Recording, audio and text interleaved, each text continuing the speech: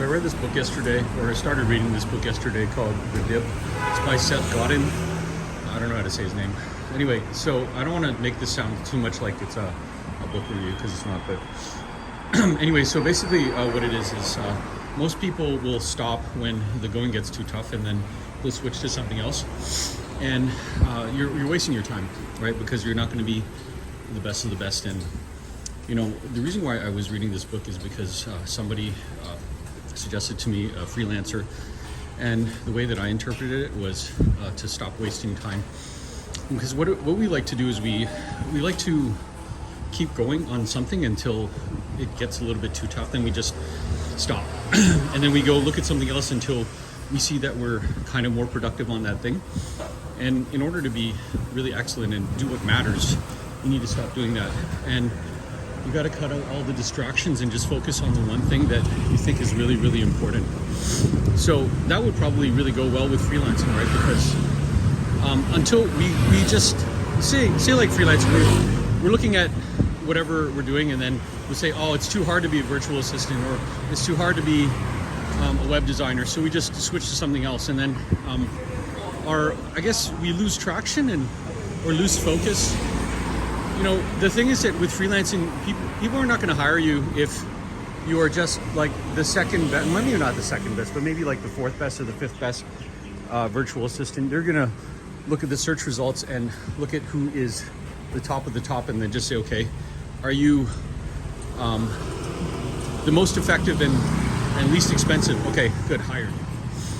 So nobody really hires or looks at anybody who's mediocre. And you know, I don't know, I just feel like you're wasting your time and you're wasting your life if you're just settling.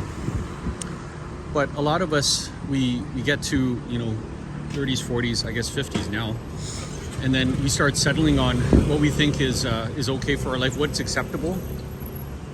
And I guess maybe I don't know as much as I probably should about this book. The point that I'm trying to get out of this is, you know, stop wasting time. This is why, you know, we are so kind of unsatisfied with like the things that we're doing. As you can see here, like when I'm walking, there's lots of people and everybody's commuting. And not everybody can necessarily be like a superstar. So when you're trying to compete for something, there's kind of like these levels. So the analogy that they use is like lawyers. So lawyers will, notoriously the lawyer test, or whatever the lawyer test is called, is really, really tough. So, and they make it tougher and tougher as time goes along. Why? Because the people that enjoy the benefits of being a lawyer on the other side, you know, it's like same with being doctors, right? It's really hard to be a doctor, it's really hard to be a lawyer. So many quit, so many people quit. And that's what I guess that book is about, is that so many people quit when the going gets tough. So that's why so little amount of people enjoy the benefits of being rich, being Olympic champions, or whatever it is. It's kind of like a filter.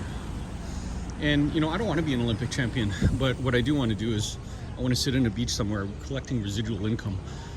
Yeah, but you know, that's a dream. I've tried a lot of different things. So working on reading books, and I don't want, it sounds a little bit cliche to keep saying that, you know, you're working on yourself or whatever it is, but I guess there's kind of no choice until you find the thing that you're supposed to be doing and put all your time and energy into it.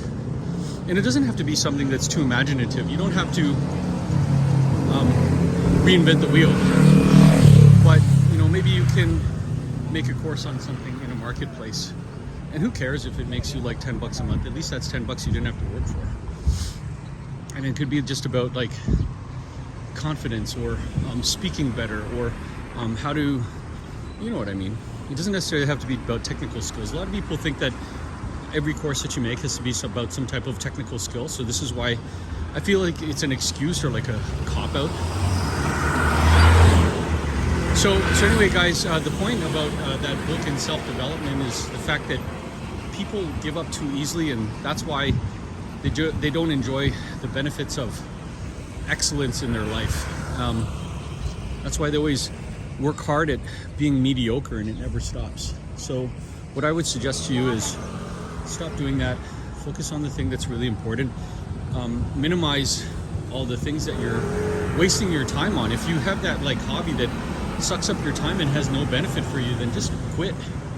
And I don't know what it is. Maybe it's like, you know, watching, looking at too much photos online, or, you know, keeping up with your friends and the friends that you knew from high school that don't even care about you anymore. Like, you know, all that time, it adds up, it compounds. If you're, you know, spending a couple of seconds or minutes or whatever it is on some Facebook group, and, you know, you're just tagging people's photos saying, oh yeah, you did a good job, or, you know, oh, this person's getting married, or this person's having a kid, like, honestly, who cares?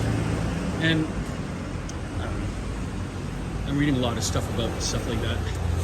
Yeah, so realize that you don't have a lot of time to waste, and focus in on the things that are really important. See you guys later.